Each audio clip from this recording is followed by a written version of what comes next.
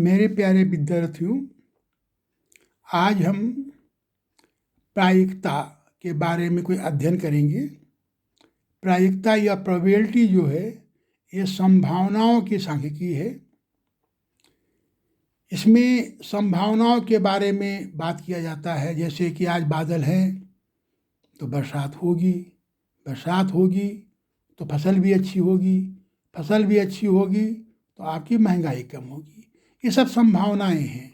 तो इन संभावनाओं को देखते हुए सबसे पहले लगभग 1654 के आसपास ये जुआरी था। तो जुआरी जो है ये अपने गणितज्ञ मित्र से पूछा कि भाई अगर मैं किस प्रकार से खेल को शुरू करूं तो हम खेल में जीतते जाएं, जीतने की चांसेस मेरे बढ़ जाएं। उसने दूसरे गणितज्ञ महोदय से सलाह मशवरा लिया और उसको ये आपका विचार अच्छा लगा कि संभावनाओं की सांख्यिकी पर भी हम लोग विचार कर सकते हैं, शोध कर सकते हैं। वहीं से ये संभावना सांख्यिकी की उत्पत्ति हुई है, जिसको आज की तारीख में हम लोग प्रोबेबिलिटी कहते हैं। इसमें आकाश में बादल है, वर्षा हो सकती है, अच्छी फसल अच्छी हो सकती है, रबी की फसल अच्छी हो सकती है, महंगाई कम हो सकती है, आदि आदि। इन्हें भविष्यवाणियाँ या पूर्वानुमान, जिन्हें प्रेडिक्शन कहते हैं, इसका सत्य होना या ना होना संयोग पर निर्भर करता है। गणित की सांख्यिका की वो शाखा जहाँ की ऐसे आधारित आंकड़ों का अध्ययन करते हैं, इनको हम संभावनाओं का सांख्यिकी कहते हैं। आप इसको पूरे मैटर को आप हमारे लिखित में देख सकते हैं। जगह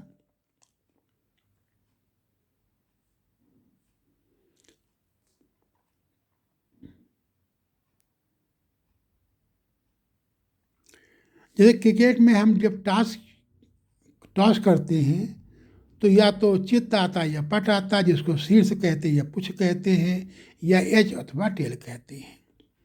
शर्तें क्या होती इसके अंदर हैं? सिक्का उछालने में भार के अतिरिक्त अन्य कोई बल नहीं लगना चाहिए। नंबर 2, कोई पक्षपात उछालने द्वारा नहीं करना चाहिए, अर्थात सिक्का निर्दोष होना चाहिए।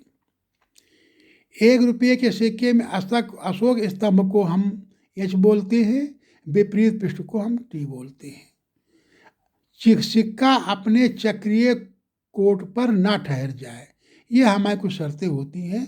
मतलब ये शर्तें इस प्रकार की हैं कि उसमें पूरी पारदर्शिता होनी चाहिए, आपके अंदर उसके अंदर पूरा ये होना चाहिए कि किसी प्रकार का उसके अंदर ट्रांसपेरेंसी के अलावा और कुछ नहीं होना चाहिए। किसी सिक्के उछालने पे या तो एच आएगा या तो टी आएगा।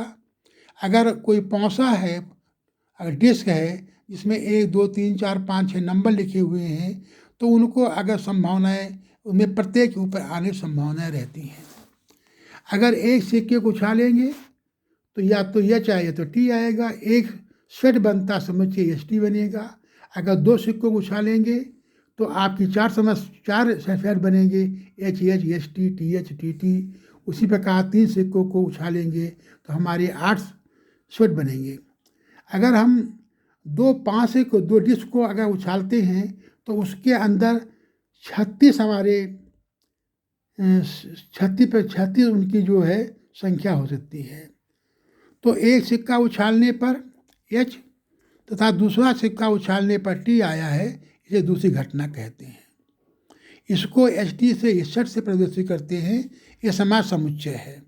निष्कर्ष ये निकलता है, एक सिक्का उछालने पर घटित होने संख्यावना 1/2 होती है। 2 सिक्का उछालने पर संख्या हमारी 1/4 होती है। 3 उछालने पर 1/8 होती है। एक पासा में 1/6 होता है, 2 पासा में 1/36 होता है। ये सभी घटनाएं सरल होती, जिनको सिंपल इवेंट कहते हैं। और इन किसी घटना के घटित होने की संभावनाओं के मापन को प्रायिकता या प्रोबेबिलिटी कहते हैं। किसी घटना के घटित होने की संभावना को मापन या प्रोबेबिलिटी कहते हैं। इस प्रकार हमने कुछ प्रश्न लिए हैं, उन प्रश्नों को आप देख लीजिए। 2 सिक्के एक साथ 40 बार उछाले गए हैं, H H T T H के अनुसार 9 8 12 आए हैं, तो टी टी कितनी बार आएगा। चूँकि एच एच हमारा 11 बार आया है, एच एच हमारा 9 बार आया है, तो टी टी हमारा 11 बार आएगा। प्रश्न 2, एक सिक्का 1000 बार उछाला गया है तथा 555 बार 455 बार आया है, तो टी आने की क्या संभावना है, क्या परसेंटेज है। तो यच हमारा 455 बार आया तो टी हमारा 545 बार हो जाएगा। तो परसेंटेज क्या हो जाएगा, 545/1000 गुणे 100 बराबर 54.5%। तीन लड़के तथा 4 लड़कियां किसी खेल में भाग लेती हैं, तो लड़कियों जीतने की संभावना क्या होगी, 4/7। लड़कियों की संख्या बटा कुल भागीदार, 4 हमारी लड़कियां हैं और लड़की लड़की मिला के 7, 4/7 उत्तर हो जाएगा। अगर एक लड़का उसमें हट जाता है तो लड़कों की संख्या बटा कुल भागीदार 1/3 हमारा आंसर आएगा। लड़कियों की जीत होने की संभावना क्या है।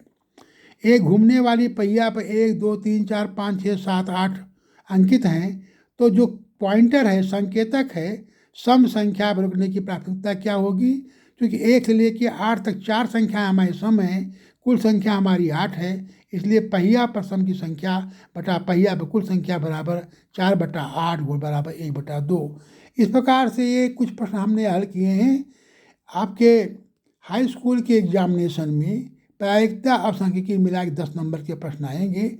सांख्यिकी पर हमने पहले वीडियो बना रखा है, लेकिन अभी भी हम एक कुछ वीडियो और बना के आपको देंगे। प्रायिकता पर भी कुछ और हल करेंगे।